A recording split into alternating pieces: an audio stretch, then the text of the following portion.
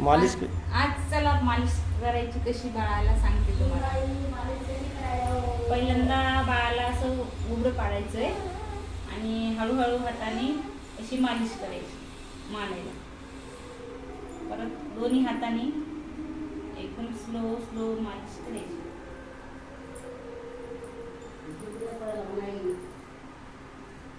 असं दोन्ही पाय छान अशी मालिश करायची.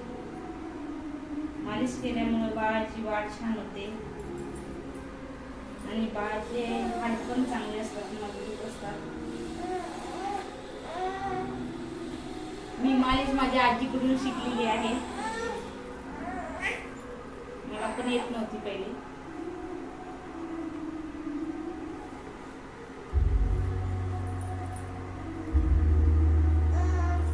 छोट्या बाळाला खूप छान मालिश करायला